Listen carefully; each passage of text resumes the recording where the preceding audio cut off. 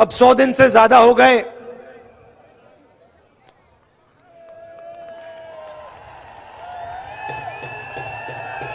देखो, आपने बात याद दिला दी। मैं कुछ और कहने जा रहा था, आपने डाइवर्ट कर दिया। ये जो आपने किया, देखिए भैया, उनसे बात कर रहा हूं। पुलिस जी, जो आपने अभी ये किया ना, इसने मेरे दिमाग को थोड़ा डाइवर्ट कर दिया। मैं पहले कुछ और कहने जा रहा था, अब दूसरे रास्ते से निकलेंगे। यात्रा अब 100 दिन से चल रही है।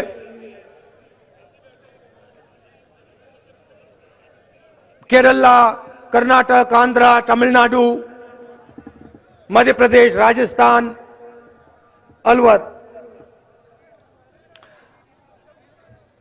रास्ते पे कभी कभी, जैसे मैंने यहां बोला प्रेस के हमारे मित्रों, मुझे रास्ते पे अपने दूसरे प्यारे मित्र भी मिल जाते हैं। आमतौर से वो बीजेपी के ऑफिस के ऊपर खड़े होते हैं। मैं निकलता हूं, वो ऐसे खड़े रहते हैं।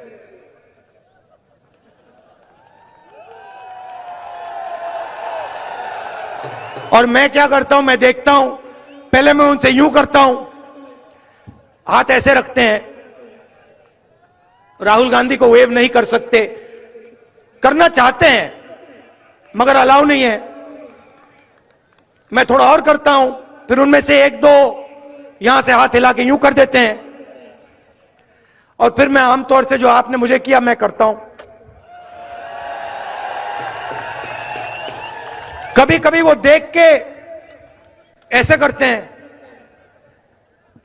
कि बात नहीं कर सकते ना, आते नहीं है, मना है।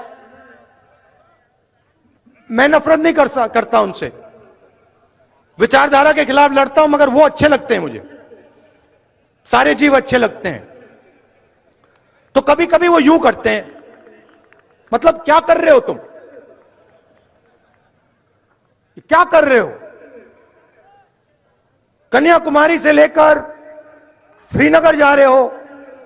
उनके नेता कभी कहते हैं राहुल गांधी क्यों चल रहा है। मेरे दिमाग में था, थोड़ी देर के लिए मैं सोच रहा था, ये मैं कर क्या रहा हूं? पैदल चल रहा हूं, लोगों से मिल रहा हूं, गले लग रहा हूं, क्या कर रहा हूं? और जवाब मिल गया।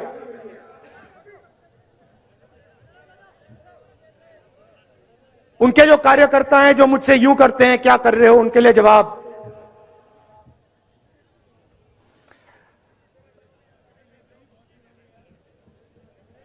नफरत के बाजार में मोहब्बत की दुकान खोल रहा हूं।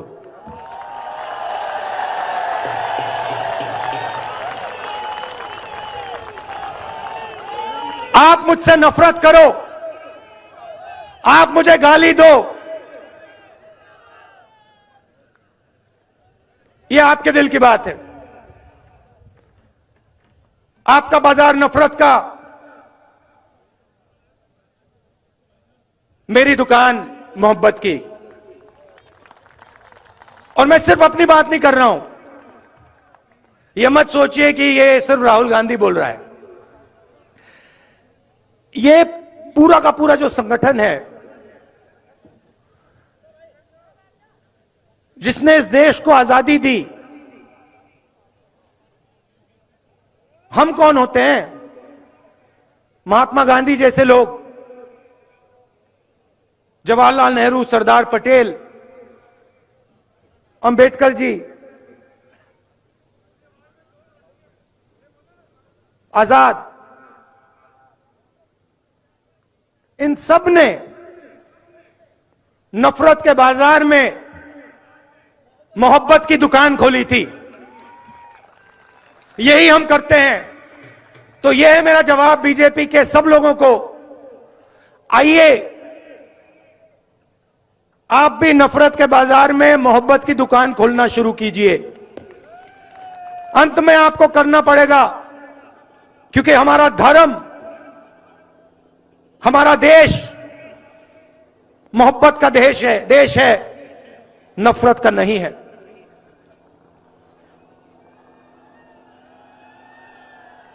चलते हुए बहुत सारा सीखने को मिलता है। कई चीजें अच्छी लगती हैं, कई चीजें इतनी अच्छी नहीं लगती हैं। तो शुरुआत में सरकार की प्रशंसा करता हूं। शायद देश में सबसे बेहतर स्कीम गरीबों के लिए राजस्थान में है।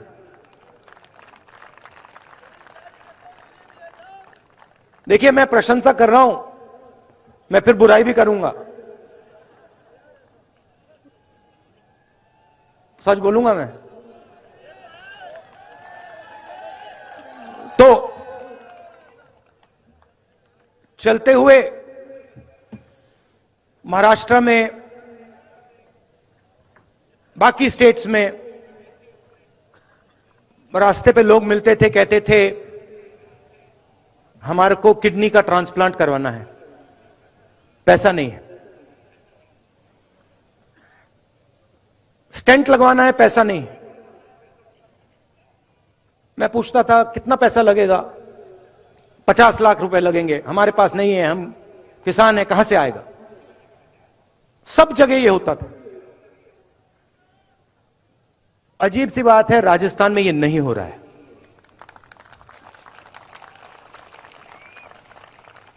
कल पहली बार 2 लोगों से मिला। एक बच्चा इतना बड़ा, उसका कॉक्लियर इंप्लांट हुआ था, और एक व्यक्ति जिसका किडनी ट्रांसप्लांट हुआ था। और दोनों ने मैंने पूछा कितना पैसा लगा? फ्री में हुआ, मुफ्त में हुआ।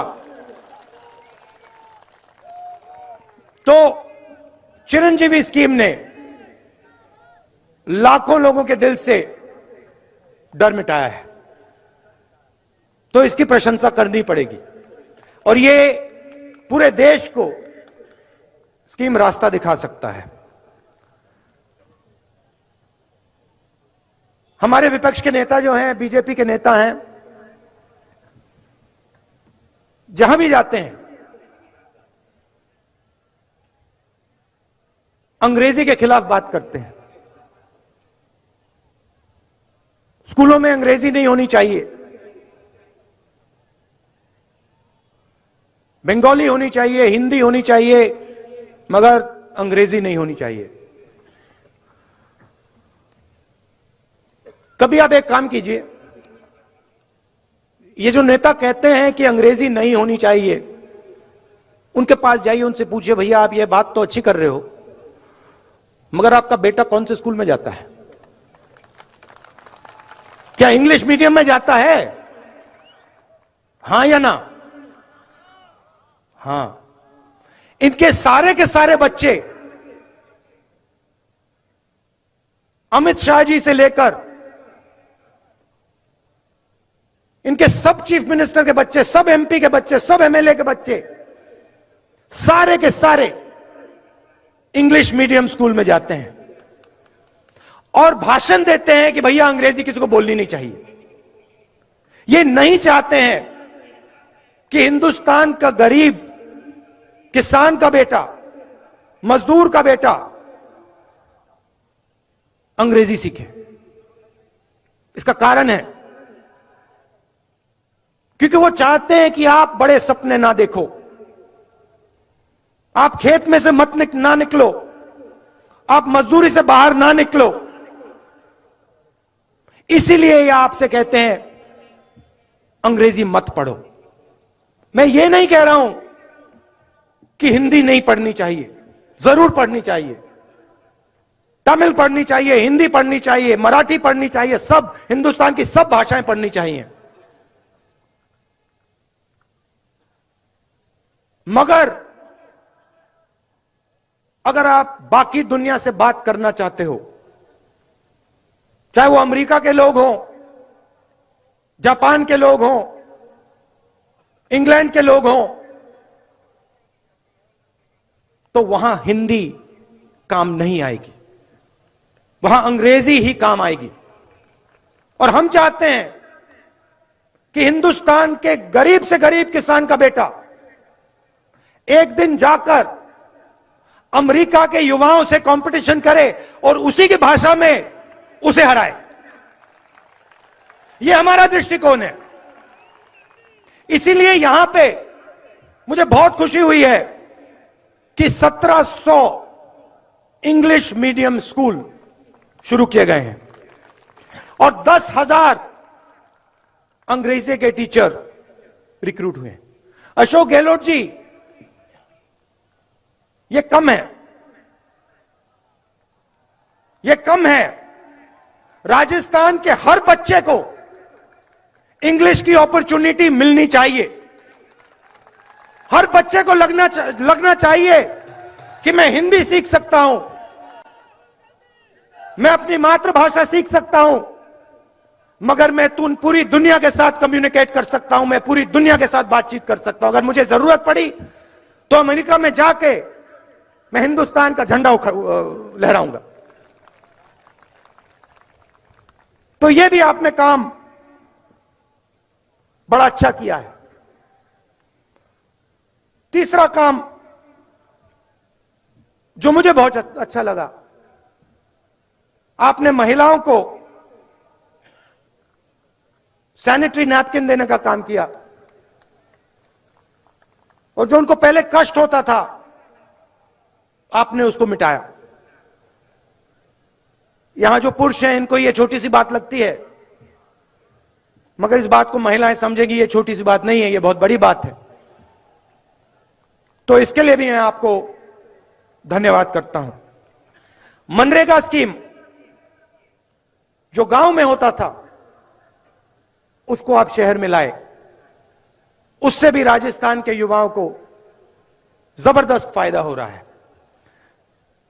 बाकी स्टेट्स में जब यात्रा निकलती थी ओल्ड पेंशन स्कीम के नारे चलते थे, यहां पे यह नारा नहीं सुनाई देता। आपने यहां ओल्ड पेंशन स्कीम लागू कर दी, तो आपने विकास का काम बहुत अच्छा किया है। मगर यात्रा में एक और चीज देखने को मिली।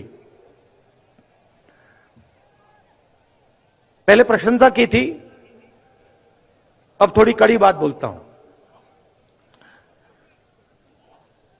यात्रा में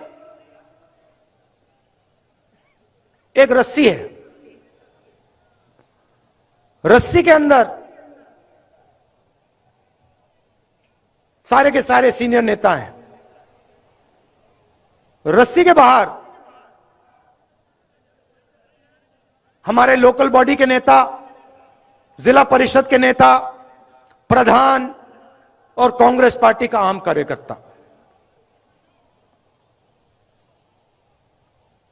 इस रस्सी को तोड़ना पड़ेगा।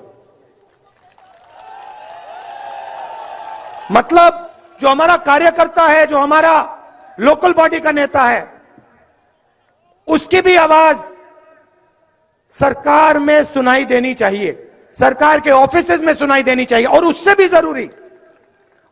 जरूरी जो राजस्थान का आम नागरिक है, उसकी भी आवाज राजस्थान के हर ऑफिस के अंदर सुनाई देनी चाहिए।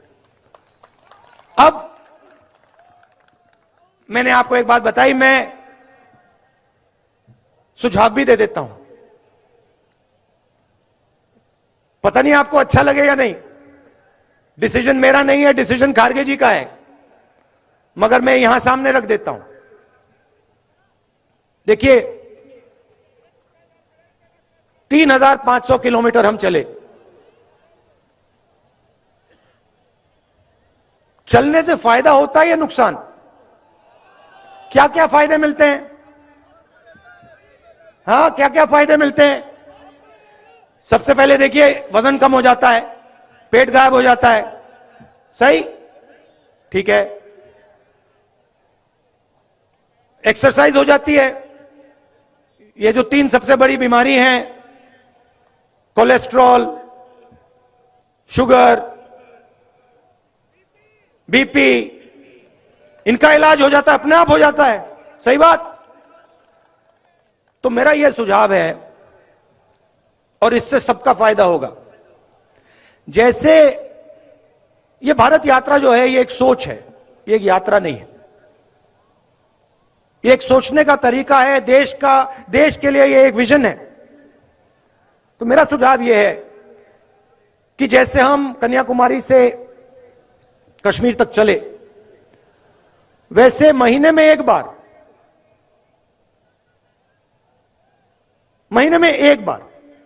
पहले मैंने सोचा हर 15 दिन, मगर अब मैं कह रहा हूं महीने में एक बार कर लो। राजस्थान की पूरी कैबिनेट राजस्थान के सड़कों पे चले। आपने दिखा दिया है कि आप 25 किलोमीटर चल सकते हो। 25 किलोमीटर चला है सबने। मैं कह रहा हूं 25 मत चलिए, 15 चलिए। हर महीने एक दिन चुन लीजिए। आपके 30 मंत्री हैं, 33 डिस्ट्रिक्ट हैं। एक मंत्री को एक डिस्ट्रिक्ट दीजिए, 15 किलोमीटर चलाइए, जनता के बीच में डालिए। सारे के सारे, ये देखो मजा आया ना। इसमें होता क्या है मैं आपको बताऊं। इसमें होता क्या है, आदमी छुप नहीं सकता।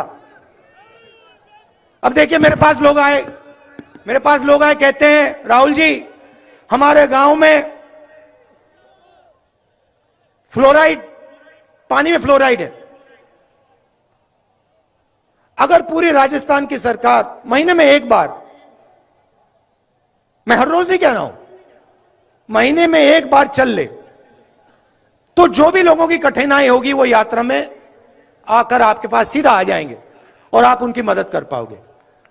बात वहां नहीं रुकती। आपकी फिटनेस बढ़ जाएगी, शुगर की बीमारी खत्म हो जाएगी, अस्पताल जाने की जरूरत नहीं होगी। तो ये मेरा सुझाव है, खारगे जी के लिए सुझाव है, गहलोत जी के लिए सुझाव है। अगर ये करना चाहें, मुझे लगता है इससे कांग्रेस पार्टी का, राजस्थान का और हमारे सब नेताओं का फायदा होगा। क्या लगता है आपको? सही बात है।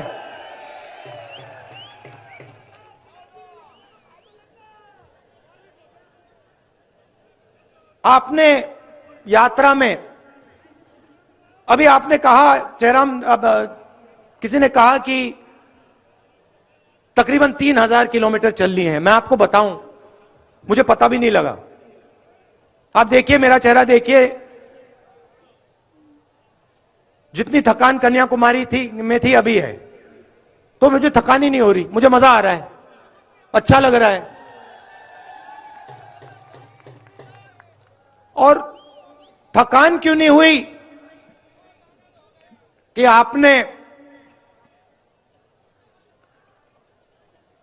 आप मोहब्बत की दुकान में आए, आप मिले, आप गले लगे, और आपने हम सब की, सिर्फ मेरी नहीं, हमारे सब नेताओं की, सब कार्यकर्ताओं की मदद की। आपने कहा कि ये जो कर रहे हो, भारत जोड़ो यात्रा जो है, भारत में नफरत मिटाने का काम जो कर रहे हो, बेरोजगारी के खिलाफ जो खड़े हो, महंगाई के खिलाफ जो खड़े हो, ये आप सही कर रहे हो। और आपने पूरी अपनी शक्ति इस यात्रा में डाल दी। लाखों करोड़ लोग आए हैं। कोई लोग 3000 किलोमीटर चले, कोई 2000 चले, कोई 500 चले, कोई 10 किलोमीटर चले, कोई हर 2-3 दिन आते हैं, मगर लाखों लोगों ने हमारी मदद की।